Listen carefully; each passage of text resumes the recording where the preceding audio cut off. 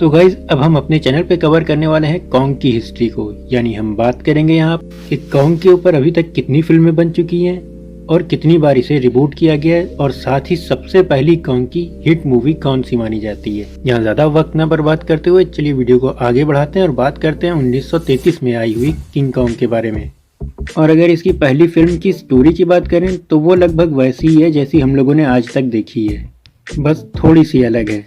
King Kong की पहली movie में किंग कॉन्ग के आइलैंड पे पहली बार कोई आर्मी वाला नहीं जाता, बल्कि एक फिल्म क्रू जाता है। फिल्म निर्माता जबरदस्ती अपने क्रू को जबरदस्ती स्कल आइलैंड पे ले जाता है, जहां उन्हें कई सारे क्रीचर दिखाई देते हैं और साथ ही दिखाई देता है एक बहुत ही विशाल गोरिल्ला, जिसे वो किसी तरह से पकड़कर न्यूयॉर्क शहर ले आते हैं। तो गाइस कॉन्ग के ऊपर अब तक की 12 फिल्में बन चुकी हैं, जिसमें से शुरुआती 2 फिल्में तो एक ही साल में आई हैं, यानी कि 1933 में।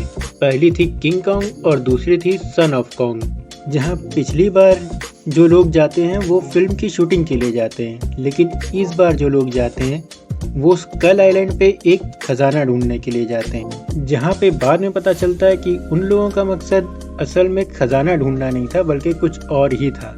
और फिर जब हमारा हीरो उनके मकसद में साथ नहीं देता तो वो उसकी जान के पीछे पड़ जाते हैं और उन्हें उन लोगों से बचाने आता है वहाँ पे एक अल्बाइनो गोरिल्ला, जिसे देख के वो उसे लिटिल कॉन्ग का नाम देते हैं, क्योंकि उसकी ऊंचाई कॉन्ग से तो कम थी लेकिन एक आम इंसान से दुगनी ऊंची थी।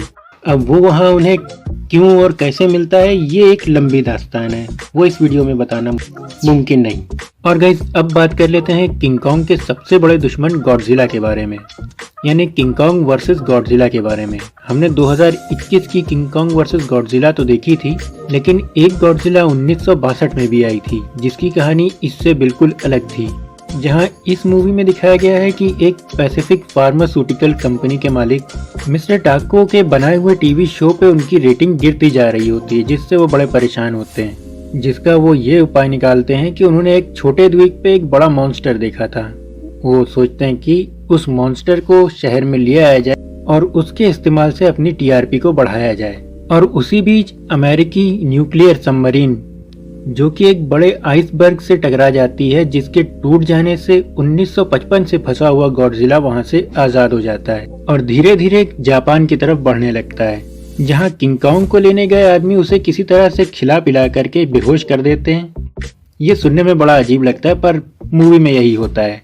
और उसे लेकर आ रहे होते हैं। रास्ते में गॉडजिला की तबाही से किंग कॉन्ग जाग उठता है और वो उनके हवाई बेड़े से फ्री होकर नीचे आ जाता है और गॉडजिला से मुकाबला करता है। गाइज इस मूवी ने उस वक्त पे $350+ मिलियन का बिजनेस किया था और ये जापान की सबसे ज्यादा कमाई करने वाली फिल्म बन गई थी। और गाइज किंग कॉन्ग की फ्रेंचाइज को कई बार रिबूट किया गया है, जिसमें कभी तो कहानी वही होती है जो हमने पहली फिल्म में देखी थी, तो कभी उससे अलग होती है। जहाँ पे अगर वीएफएक्स के लिहाज से देखा जाए तो 2005 की किंग कॉन्ग सबसे बेस्ट मानी जाती है, जहाँ इस मूवी की भी कहानी वही थी जो हमने पहली फिल्म में देखी थी।